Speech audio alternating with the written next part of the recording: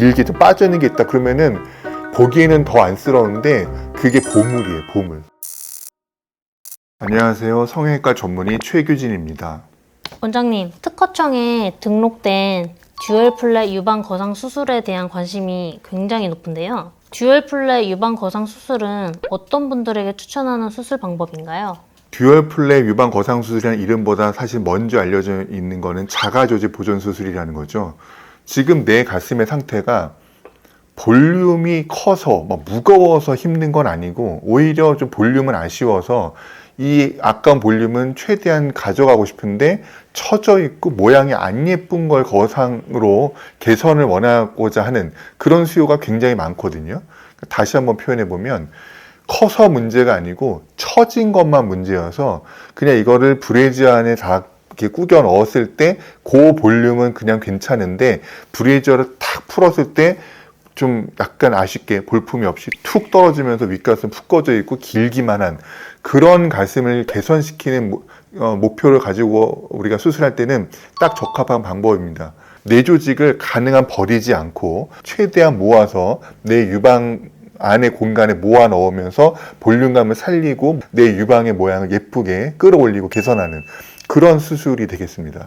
듀얼 플랫 유방 거상 수술은 거상을 원하면 누구나 받을 수 있나요? 특별히 안 되는 경우는 드문데 너무 큰 경우 그렇게 크고 무거워서 힘드신 분이 내 볼륨 아깝다고 다 살려주세요라고 원하는 분도 사실 거의 없으세요. 비어 있는데 너무 기신 분들 이런 분들 있거든요.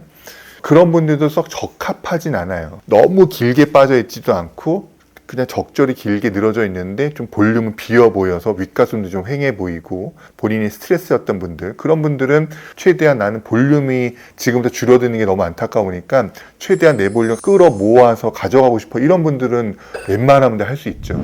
보형물과 듀얼 플랫 유방 거상 수술 각각의 장단점은 무엇인가요? 이거 굉장히 광범위한 질문이에요. 그러니까 보형물 확대 수술과 비교할 일이 아니고 보형물을 넣으면서 확대 및 거상을 하는 수술과 보형물 쓰지 않고 자가조직 보존, 다른 말로 듀얼 플랫 거상을 하는 수술을 이걸 두 개 비교해야 되거든요. 이 두 수술은 어쨌든 처진 가슴이 올라간다는 건 기본적으로 공통이에요. 그런데 아쉬운 볼륨을 보형물로 채울 거냐 아니면은 내가 원래 갖고 있었던 내 유방 조직을 가지고 모양을 만들 거냐 이 차이거든요. 거상은 되는데 볼륨을 더 키우려고 보형물을 쓰는 경우에 장점을 설명드리면 보형물이라는 건 내 몸 밖에서 온 거잖아요. 그러니까는 가슴을 크게 만들고 아쉬운 부위를 채우는 데는 쉽고 조절이 쉽죠. 더 크게? 그럼 더 큰 보형물. 좀 작게? 더 작은 보형물. 금방 전후 차이가 확 나기에는 이보다 더 좋을 수가 없죠. 그럼 이거의 단점을 말씀드릴까요? 어쨌든 내 몸에 없었던 게 휙 들어왔으니만큼 이건 사실 내 게 아니에요. 뭐가 문제냐면 처져 있는 걸 끌어올려야 될 정도의 컨디션인 분들이 이걸 하는 거잖아요.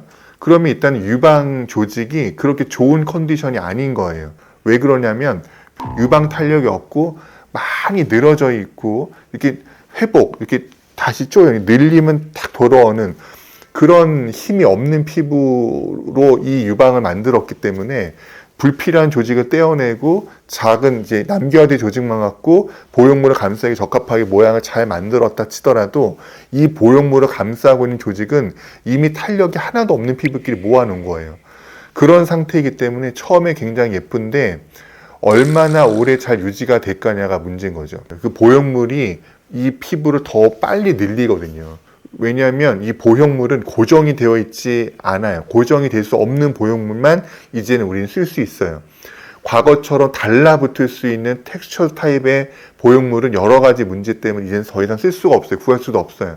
그러면 이제는 허용되고 있는 보형물이라는 거는 아주 매끄러운 전혀 내 몸에 붙지 않는 그런 재질의 보형물만 쓰는데 장점이 있죠. 물컹물컹하고 막 미끈미끈하니까 좋은데 대신에 이게 더 움직임이 많아요. 내 유방 안에서. 그러다 보니까는 더 많이 내 유방을 치기도 하고 늘리기도 하는 거예요. 안 그 탄력이 없는 내 유방을 더 많이 자극을 줘요. 그러니까 더 쉽게 늘어나는 거죠.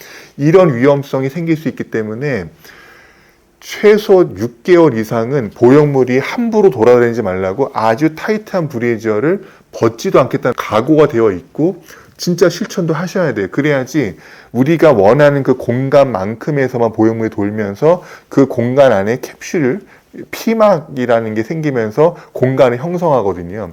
그런 게 형성이 되고 나면 그렇게 크게 엄한 데로 막 가진 않아요. 그렇다고 그 이후로 이제 아무 일도 일어나지 않는 완전한 안전한 그런 상황이 되느냐 또 아니에요. 아무리 캡슐이 잘 만들어졌어도 그 보형물이 또 있는 중력에 의한 힘은 또 있기 때문에 또 내 가슴 늘려버리죠. 그래서 항상 우리가 수술 직후에 맞는 모양이 영구불멸이 계속 이렇게 아름답게 예쁘게 유지가 되지 않을 거라는 사실을 미리 아시고 각오는 하셔야 돼요. 자가 조직 보존술 또는 듀얼 플랫 거상을 통한 유방 거상술의 장점을 말하자면 그야말로 그냥 내 유방인 거예요. 내 원래 유방이었는데 그게 뭐 위로 올라가고 모이고 쌓이고 뭐 이래가면서 여러 가지 변화가 일어나는데 원래 내 유방에 있던 것 같고 모양을 바꿔서 만든 변화이기 때문에 이물질이 하나도 없어요. 내 거예요. 그러니까 단점은 뭐냐? 이것만큼 볼륨을 막 업하기는 쉽진 않죠. 왜냐하면 내 걸 갖고 하는 거니까 내가 가진 게 많을수록 유리한 거고 내가 가진 게 별로 없으면 볼륨을 살리는 데는 좀 미약한 거거든요. 그러니까 어떻게 보면은 보기에 좀 열악할수록 유리한 거예요. 조금 처져 있는 분들한테는 살려서 쓸 수 있는 볼륨도 별로 없는 거예요. 그런데 뭔가 길고 막 좀 비어 보이는데 대신에 밑으로 좀 묵직함이 있다. 그러면은 보기에는 더 안쓰러운데 그게 보물이에요, 보물. 그걸 이용해서 내 걸 살리는 거기 때문에 그게 마치 보형물처럼 작용하게 되는 거예요. 그래서 내 조건이 좀 수술한 결과 영향을 주는 거다. 이런 두 가지 수술에 큰 차이점이 있습니다. 보형물을 넣은 것처럼 사이즈를 선택할 수 있나요? 사이즈 선택하기가 어렵죠. 왜냐하면 이건 내 조건이 어디서 출발하느냐에 따라 수술의 결과가 달라지기 때문에 뭐 B, C, D를 마음대로 조절할 수 있느냐 현실적으로 어렵고 컵이라는 거는 아무런 기준이 없습니다. 잣대가 객관적으로 나와 있지 않고 회사마다 브랜드마다 시즌별로 국가별로 다 다른 컵 기준을 가지고 제각기 맘대로 붙이고 있는 거라서 심지어 보형물을 여러 번 넣을 수 있어도 컵을 맘대로 맞추기는 어려운 거예요. 더구나 내 조건에 따라 달라질 수 있는 결과인 이 듀얼 플랫 거상 수술에서는 컵을 맞추기는 당연히 더 어렵습니다. 듀얼 플랫 유방 거상 수술과 보형물 삽입을 동시에 할 수 있나요?